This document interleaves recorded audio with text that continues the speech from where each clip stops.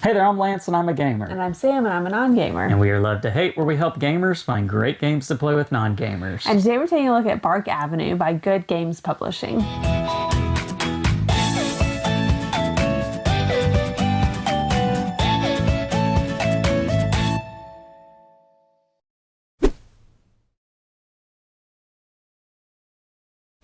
Bark Avenue is a game in which you and the other players compete to be the best dog walker in New York City, or on Bark Avenue at least.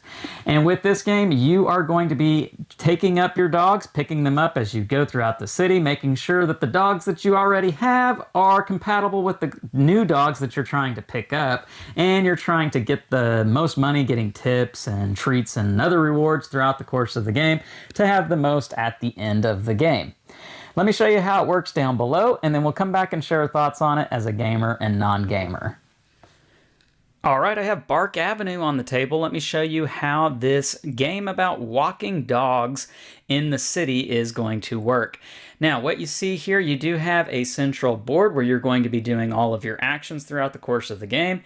You've got a deck of cards that are going to have your dogs on them. You are also going to have some other cards set off to the side. You'll have a Meeple dog walker that you can see right there that represents you in the game. And you do have lots of tokens in the game. You're going to have tokens for treats, dog poop, coffee in the game. You've got your happy dog tokens, your selfie with your dog, you're taking a picture with your dog, as well as some money in the game. And then players are also going to have their own player board that matches their player color right here. And it helps you keep track of what you're doing on your turn. I'm going to keep this out here on the board so that you can see it as I explain how this game is going to work.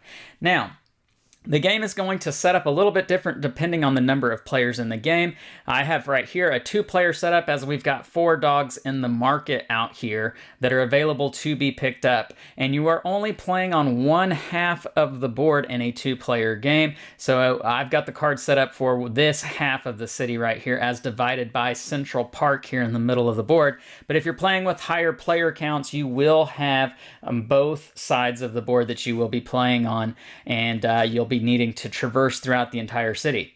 Now, how a round is going to work, you're going to keep track of your rounds over here on this side of the board. You'll move a marker down, and you'll either have an event or competition that's going to happen for that round. Now, how that will work is, in an event round, you'll flip over one of the top cards from the event deck, and it will have something happen, such as competition. You'll replace all available dogs with new dogs. Or maybe you will have hidden paths. You may move diagonally to and from park spaces. So this is going to have some sort of special effect that takes place, and it will either happen immediately once, or it will continue on until you get a new event, which is going to happen every 2 rounds. And you'll place that card right here. Now for competition, what's going to happen is that you will replace 2 dogs in the market. You'll scoot everything down, and you will put, let me get that card over there. There we go. And you will put in new cards for the dogs. But let me show you what are on these dog cards to give you an idea of what you're going to be trying to do throughout the course of the game. Dogs are going to have a name on them as well as a size, and it's the dog that is filled in. So this is a large dog, Labrador Retriever, as is this Labradoodle here. Now, dogs that are crossed out mean that this dog is not compatible with walking with dogs of that size. So a Coup here is a big Labrador Retriever. He cannot walk with little tiny dogs. But he can walk with dogs. That's what this icon right here means, is that he is compatible with walking with other big dogs or medium-sized dogs. Whereas Roxy here is a solo dog. Roxy only wants to walk by herself. She will not walk with any other dogs. That's why they're crossed out. Now, some of the other things you'll see on these dogs, you've got a boot here with a number on it, and that tells you how fast or slow that dog is. Whatever ends up being your slowest dog that you have is your speed, and when when you take up these dogs, you'll be putting them on your board right here in these slots. Here we go. And whatever the slowest one is how fast you can go or how slow you can go. So if I had a coup, I'm only moving at a speed of 3.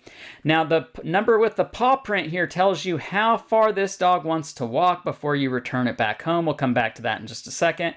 And whatever icon is up here in the top right tells you what this dog likes to do when it's out on a walk in order for it to be happy.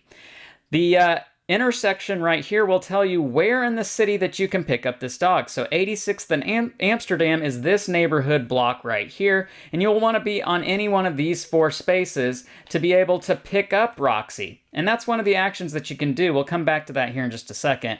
And then the dollar amount in the bottom right is how much money you'll receive at a minimum if you walk this dog. Now, let's go over what you're doing on your turn. So you'll start a turn by rolling the dice here, and you will only roll 1 die. You won't roll both dice, but you'll roll 1 die depending on if you're in the city, the white die for the city, and the green die if you are in the park. Now the green die is better than the white die, so you do want to try to make it into the park at some point on your turn. But sometimes you will add extra movement to your turn, and this is mandatory. You have to move that extra space. A P means that you're not doing anything on that turn, anything special anyways. Nothing happens. But if you roll a poop, that's great because your dog pooped on that turn, and you get to add a poop marker to one of your dogs that you are walking. And you have space here for 3 dogs. You do have to have gotten 3 reviews before you can unlock this space right here. We'll come back to what reviews are in just a minute. But you want to help your dogs poop, and so the poop icon is actually really good. And the difference between the city die and the park die is that poop happens a lot more in the park, and whenever you get the golden poop, where's that at? Here it is. Golden poop is even better because when you get the golden poop, then all of your dogs that you are walking at that time get the poop token put on them. We'll come back to why you want poop here in a minute. Now, there is one other thing that can happen with the die, and that's either getting the pigeon or the squirrel, which is going to be on the park die.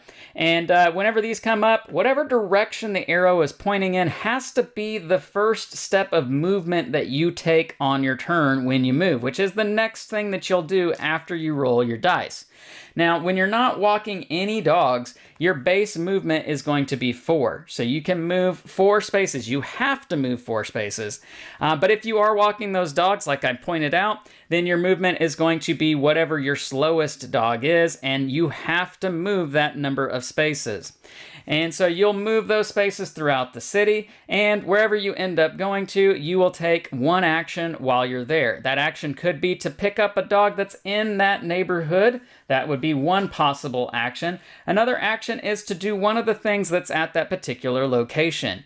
If there's a fire hydrant, a ball, or a water droplet, then that means you can mark off the corresponding icon for a dog that you're walking, and that means you are letting that dog do something that they enjoy. So right here at 72nd and West End, we are letting Charlie here smell the fire hydrant, so he is happy. We're going to take one of these wagging tail tokens and place it on the heart, and so that makes Charlie happy. That's a good thing.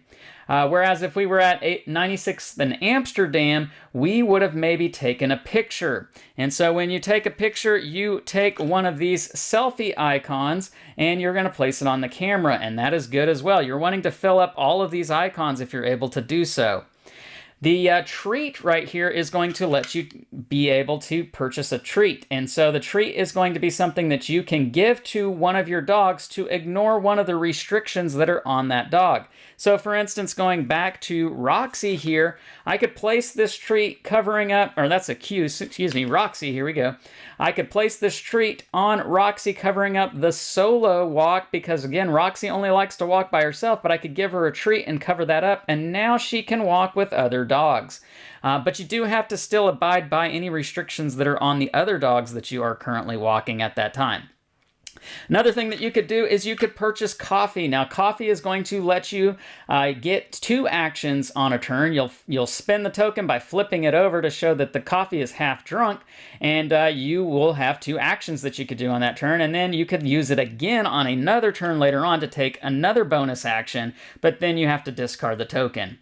So those are the main actions that you will be doing as you go about the city. Again, trying to fill up these tokens on your dogs because that's going to increase how much money you get when you bring these dogs back home. Now let's go back to the minimum length that you have to walk them. When you pick up a dog, you're going to take one of these tokens right here and you're going to place it on the 1 spot for the dog as you picked them up. The number 4 here means that I'm going to take 4 turns of walking Charlie before he is ready to be returned back home. And so on the 4th turn of having walked him, I will then flip this token back over and I have that many turns to be able to get Charlie back home before he's late. And if he's late, that's a problem because I won't get extra bonus tips for the tokens that I have on here. I need to take him back to his neighborhood, 72nd and West End, and I can go to any one of the 4 spots to drop him off. And what I'll get is I'll get the number of dollars printed on the bottom right card, but then I'll get 1 additional dollar for every token that I have down here. So if I only have 2 out of the 3, then I'm going to get 2 extra dollars in addition to the 12.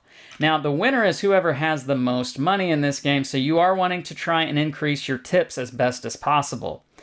Now, the other things that you will be doing when you drop off dogs are trying to get these reviews over here. And I know that's probably a little difficult to see. Let me scoot this board over so that you can see it a little bit closer. But there are a number of things that you are trying to accomplish when you deliver a dog back. And you'll be able to place out one of your review stars on one of these spots. So for instance, if I walk a foster dog, which is what Moxie is over here, Moxie doesn't give you any extra money when you walk him because he's a foster dog. However, this is the only way to unlock this review is by walking a foster dog. And when you walk foster dogs, you are able to unlock a second review on that same turn. So maybe we just accomplished the perfect walk, getting all 3 tokens. And so I can place 2 of my review stars there. You can do a maximum number of 5 throughout the course of the game, and you are going to want to unlock these because the 3rd one that you do is how you unlock this 3rd spot over here, but also you gain these benefits whenever you're able to get the reviews in. And so if you get all 5 reviews, you're going to get an extra 10 points. And that's very helpful to you. You get 2 reviews, you're going to be able to get a coffee and treat. Now, the game is going to continue a number of rounds, kept track on this side of the board over here. And then once you get to certain special spots on the board in these round trackers, you're going to put extra tips. There's a surge for walking dogs. And so you're going to put extra tips on the dogs up at the top. So whenever you claim them to go walking, you'll get extra money for walking them during these rounds. But then down here, you are going to remove all the dogs from the market in the 3rd to last round. The 2nd to last round, you will remove all the events, and in the final 3 rounds, you are going to want to try and get back to these coffee shops because you can take an action of taking back one of your stars that you have over here on this side of the board and placing them on a coffee shop, and that's going to give you 4 extra dollars at the end of the game because thematically what you're doing is you're placing up your reviews in the coffee shops throughout the city, getting the word out there about your successful dog walking business. At the end of all of the rounds, you'll count up all of your points to see who has the most, or excuse me, all of your dollars to see who has the most, and whoever is the most profitable is the winner, and that is how you play Bark Avenue. I do want to point out that there is also a deck of solo cards, so you can play this solo, but I'll leave you to check that out in the reference book, in the rule book, excuse me. Now, let's go back up top and share our thoughts on this one. And we're back, and now we're going to share our thoughts on Bark Avenue from a gamer and non-gamer's perspective. Now, Sam, I try to make a point in our videos to limit the number of times that we compare a game to directly one other particular game. But we're going to have to do that in this video because there is a game that just recently came out not too long ago that has the exact same theme, and it being a unique theme, dog walking. There's not very many board games out there about dog walking or walking dogs. I think we have to mention the fact that there is another game out there, Dog Park, and it is the exact same theme. Not the same game in any way, though. This No. game is completely different than Dog Park. Different mechanics, but it is the same theme. Yeah. Now, we did review Dog Park, and if you want to check out that video, you can click the eye in the top right corner, and it'll take you to that. But suffice it to say, neither one of us were that impressed with Dog was Park. fine. It was okay. Just an okay game. How did you feel about Bark Avenue? I liked it. I do think that it was a much more elevated version of Dog Park, as far as a lot more details, a lot more playing mechanics. The other one was more of a travel game, I think. Well, it's a bigger game. It had a lot. It had a big board. I guess we played it when we were traveling. That's We did do that, yeah. There wasn't as much going on with the game, if that's what you mean by it. It was simplified. Yes. And this is much more, it feels like a hardier game. It's definitely a more full experience. Yeah. But that being said, I still don't know that this is that. I wouldn't say this is complex or heavy at all either. No. I think, like the artwork is more Okay. detailed. The mechanics there's more mechanics. Yes. There's more, just Components. Tokens, yeah, there's pieces. just more to it, but definitely not more complicated. Yeah, because even with this game, it's 15 minutes per player. So, I mean, it's not a long, lengthy game. No. A two-player game is going to take a half hour, and it Yeah. takes you maybe 10 minutes to learn the rules. So you're going to get your whole experience in under an hour with this Yeah. game. But that being said, it definitely feels like a fuller experience than what Dog Park did, because Yeah. Dog Park just really sort of felt like you're going down the path, like Parks. If you're familiar Yeah. with the game Parks, you're going down the path and you're choosing where you want to stop. That seemed like that was the main mechanic in that game. Yeah.